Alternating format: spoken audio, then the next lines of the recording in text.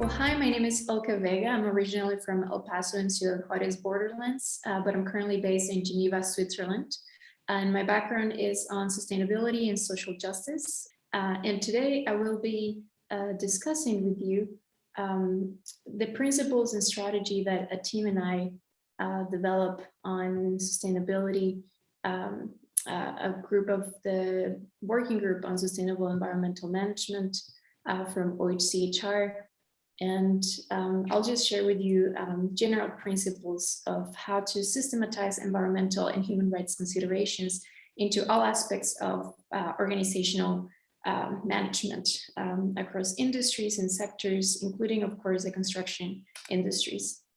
And so this will be a quick overview of the agenda for today, discussing the UN's approach to sustainability, some relevant frameworks, and lastly, proposed principles and some of the best practices that we looked over of a human rights-based approach to SEM. And so sustainability is one of those words that we use a lot and can have many different meanings depending on different contexts. The most common, however, definition recognizes three main components: social, economic, and environmental, what we call people, profit, planet. It is often the case, however, that only one or two of these aspects are considered when we refer to sustainability. So really, how we think of sustainability matters. For instance, if we think of sustainability as being whole by these three different concepts or aspects as pillars, we can see on the image on the left, for instance, that if we remove the middle pillar, the roof would still stay. So what does that say about that middle pillar, or what does that say about sustainability? Of course, you might be familiar with ISO 14000 on environmental management, or ISO 26000 on corporate social responsibility. But there's no one single standard yet that considers all aspects of sustainability or integrates them in a holistic approach. In fact, some of the social considerations are often later considered or just giving us a voluntary approach. For instance, you cannot get a certification on ISO 26000. So there's definitely gaps, and it's an evolving field. But the model I would like to use and I would like to propose as well is more closely to the image on the right, where we see not only all these different aspects are equally important, but they're also interconnected. And sustainability, as it refers to sustainable development, was defined after the 1972 Earth Summit in Stockholm as development that meets the needs of the present without compromising the ability of future generations to meet their own needs. And so this background is very important. And of course, since then, in 2015, we have the framework of the 17 Sustainable Development Goals introduced by the UN Nations General Assembly, which provide a helpful list of indicators and targets to work towards these common goals. And most recently this year, also was set forward a list of priority actions in our common agenda that can be more easily implemented not only by governmental actors, but also by more local stakeholders, including the private sector. And so some of this courses of actions or priorities that we're giving included placing women and girls at the center, building trust, listening and working with youth, and being prepared, protecting the planet, and building partners, among many others that you can see here.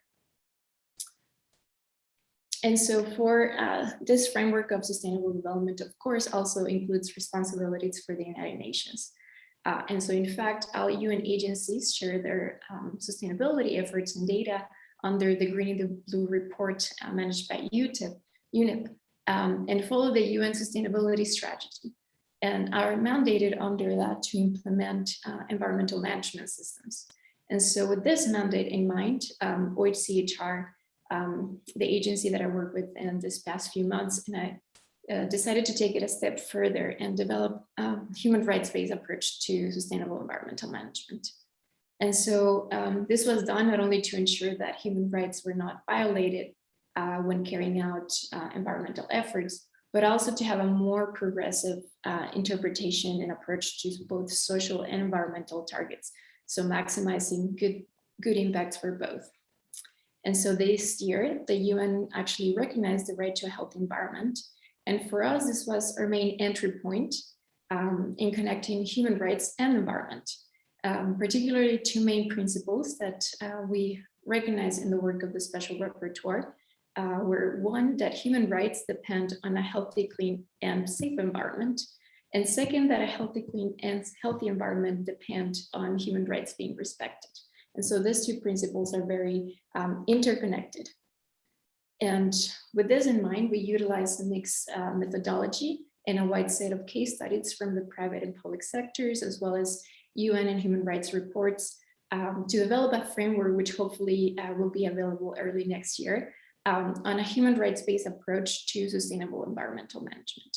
And so today I wanted to share with you some of the main principles highlighted on this report that you can see on the screen and are meant to be included in all aspects of the management cycle. And so alongside with ISO models, we define these aspects of the management cycle as facility and operations, programming, and strategic planning.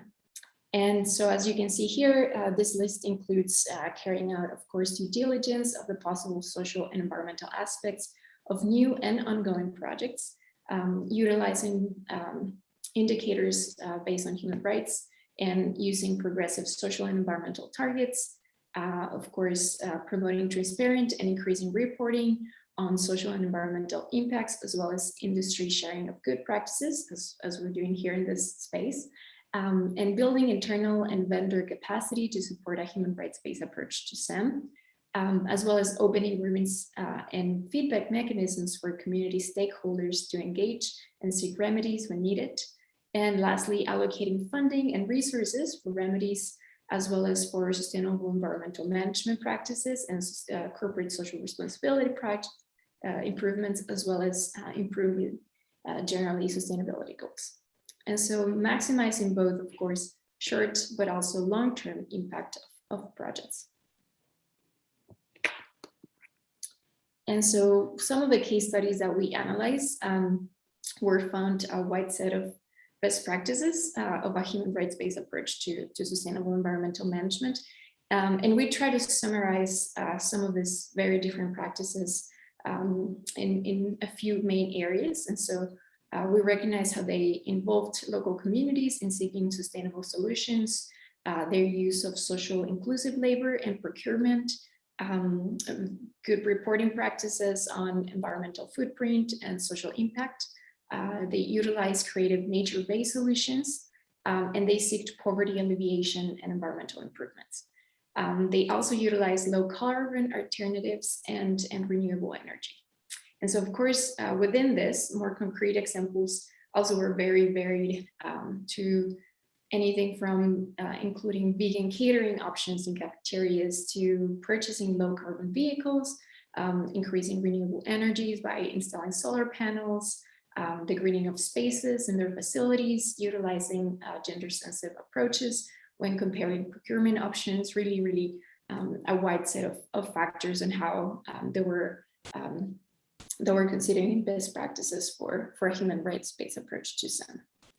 And so just a quick case study that I wanted to share with you from our report that felt relevant for our topic today was the building of a solar plant in Satari camp in Jordan by the UN High Commission for Refugees. So in 2017, the UNHCR established the largest solar plant ever built in a refugee camp. And this was done to provide clean energy to 80,000 Syrian refugees that were living in this camp. And the project was carried out in partnership with the government of Germany and also with the Development Bank. And it had both very considerable social and environmental impacts. And so, for instance, the annual CO2 emissions from the camp decreased by 13,000 metric tons per year, equivalent to about 30,000 barrels of oil, which contribute to save $5.5 million US.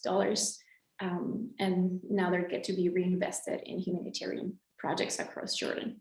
Another aspect of this project was that the construction of the solar plant also provided employment for local Jordan workers, as well as 75 Syrian refugees.